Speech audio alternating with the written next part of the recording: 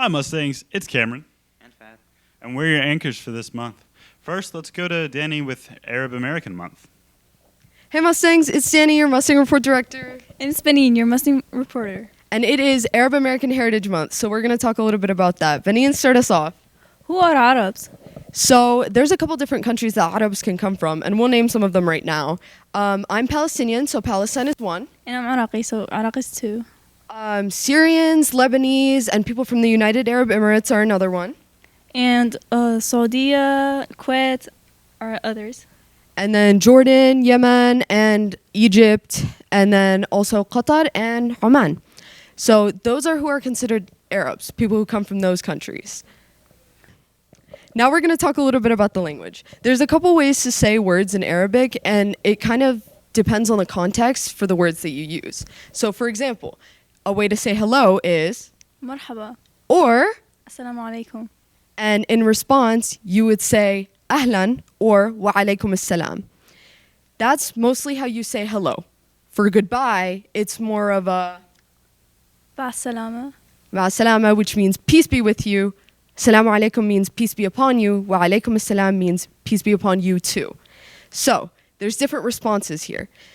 We also have certain phrases that aren't exactly translatable to English, such as saha, which you say to someone after they've ate. So Benin, tell us what yalla means. Let's go. Yalla is used in a lot of different contexts too. It's not just let's go. It's more like a come on, let's go, yalla, yalla. So try out some of these words in your day-to-day life in celebration of Arab Heritage Month. Now here's Dave with Diagnostician Tribute. Hey Mustangs, it's Dave, and last month we celebrated Educational Diagnosticians Week. Sachse High School's Educational Diagnosticians is Miss Gibbs. She works hard for all of us every day, making sure we have what we need to be successful in school.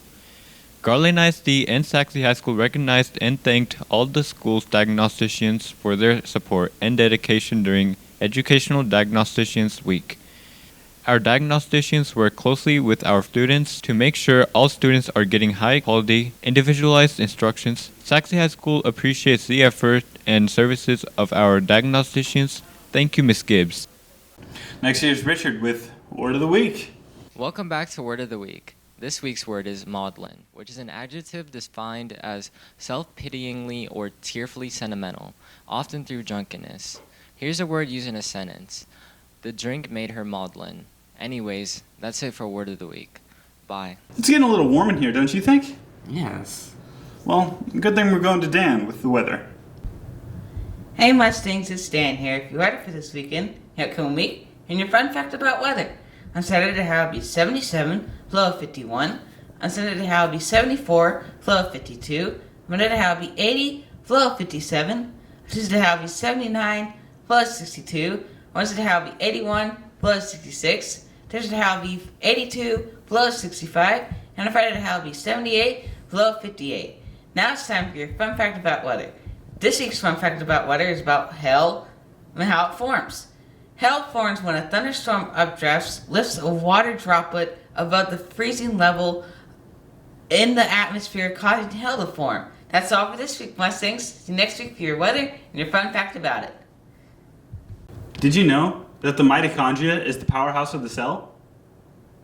Sure. Okay, well, now it's on to Shannon with science. Here's what triggers giant honeybees to do the wave. Giant honeybees send waves rippling across their open nest by flipping their abdomens upward in coordination, a sight that approaching predators seem to shy away from. A new study is revealing details about what triggers the behavior, known as shimmering. The experimental setup stimulates animals such as hornets, one of the bees' main predators, flying against the bright sky, and shows what visual cues set off their behavior, the researchers say. The team observed little shimmering during the dim twilight periods of dawn and dusk. Since shimmering is a response meant to be perceived by a predator or other unwelcome visitor, such as a bee from another colony. The researchers think that the other defensive behaviors might be at play during dim conditions. Shimmering strength did not wane even when the bees were exposed to the artificial setup repeatedly. Perhaps because it's advantageous to stay vigilant against predators like hornets that make persistent attacks. Hey, did you see that one game where they kicked the hockey puck into the basketball goal? I mean, that was a pretty good home run, don't you think? No. Oh, okay. On to sports with Hayden. Hey Mustangs, I will be going over our Sachse boys varsity coaching staff and player roster. Our head coach is Coach Buontolo. Our assistant coaches are Coach Montgomery and Coach Williams. Player number 00 is Josh Watson. Player number 0 is Alejandro Alvarado. Player number 1 is Robbie Rothrock. Player number 2 is Tanner T. Player number 3 is Chance Anderson. Player number 4 is Jorge Martinez. For player number 6 is Elias Prieto. Player number 7 is Roberto Diaz. Player number 8 is Sebastian Rios. Player number 9 is Ryan McMillan. Player number 10 is Cooper T. Player number 11 is Axel Gomez. Player number 13 is Cody Ronta. Player number 14 is Nicholas Rosales. Player number 15 is Jaden Garcia. Player number 16 is Tegan Schnur. Player number 18 is Anthony Gutierrez. Player number 19 is Harris Dunick. Player number 20 is Luis De Leon.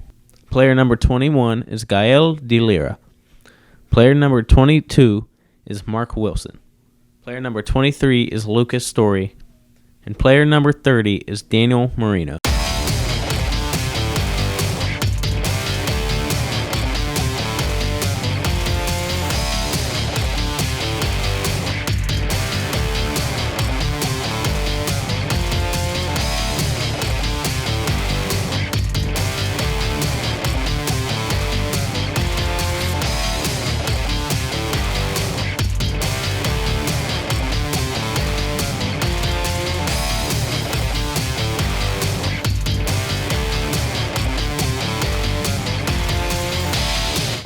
Go Mustangs! Okay.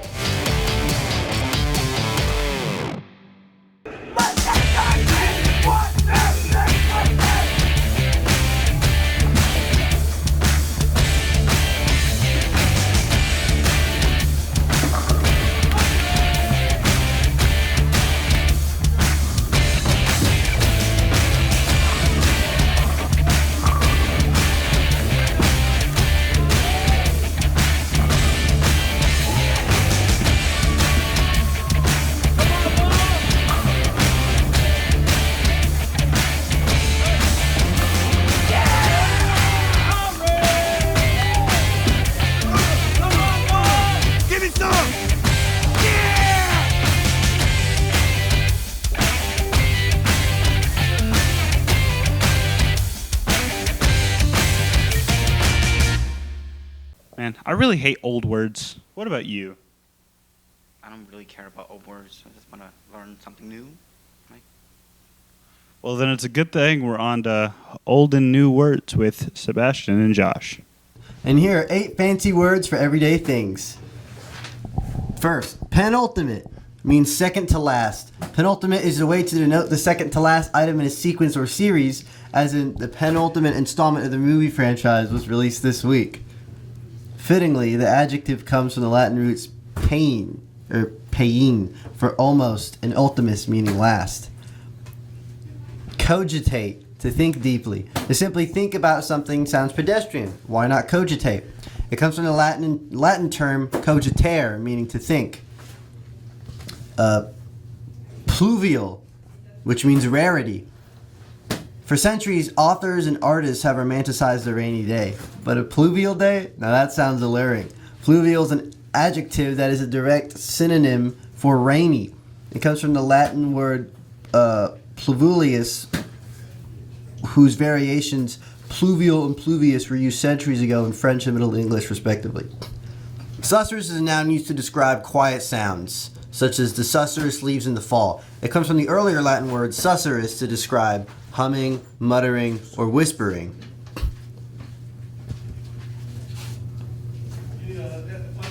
Enchiridion, which means handbook. Enchiridion is an elevated noun for a handbook or manual, first used in its modern way in the 15th century. It has roots in Greek from the word ekchiridion, meaning that which is held in the hand. Maquillage, which means makeup. The origin of maquillage might be obvious. The glamorous word hails from French. In English, it usually refers to heavy theatrical makeup, but the noun can be easily swapped in as a fancy synonym for any type of cosmetics. Ennui, which means boredom. This noun describes a state of weariness or dissatisfaction and is a direct synonym of boredom. For example, the long lecture sent a wave of ennui through the students. It stems from 13th century Old French from the term ennui, meaning annoyance. Rococo, which means fancy.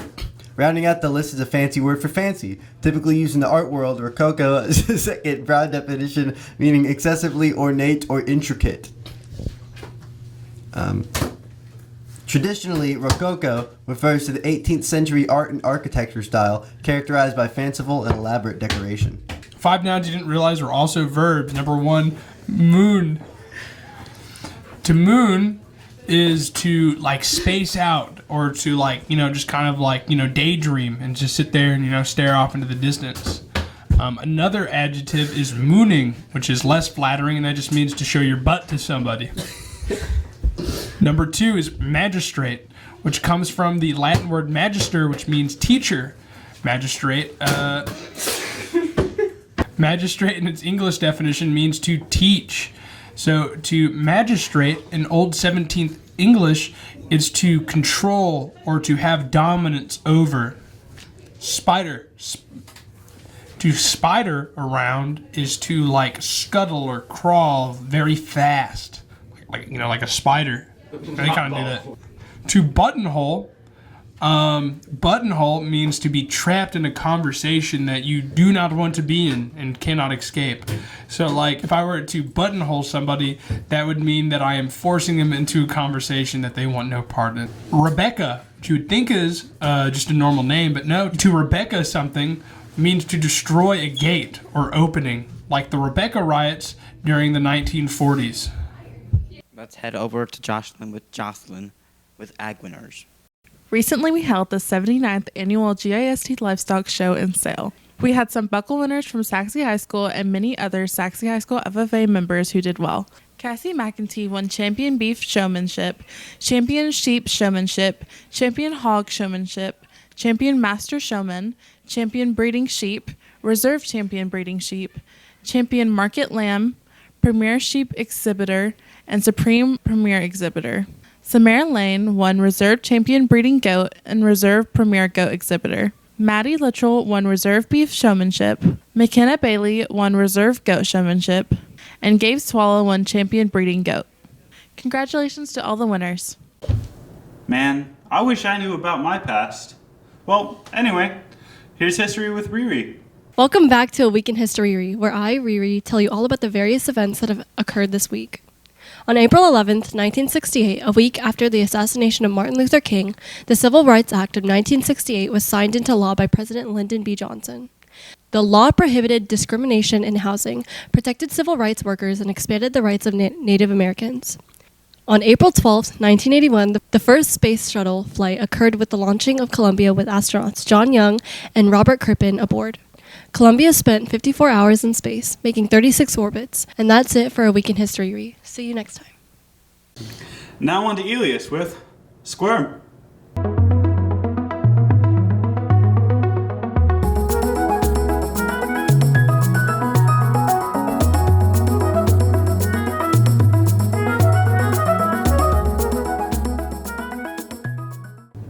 Hey everyone, welcome back to Class 906. I actually have no idea what to do for a new Squirm episode, so we're bringing back a classic and donning on the chef's hat. This is Chef Redux. Oh.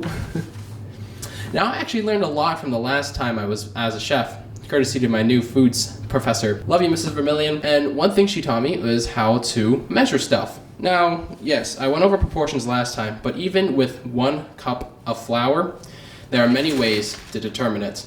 One way is to just firm packing, where you just kind of stuff in the flour as much as you want and then, push it down as much as you can, so then you can just stuff more flour in there.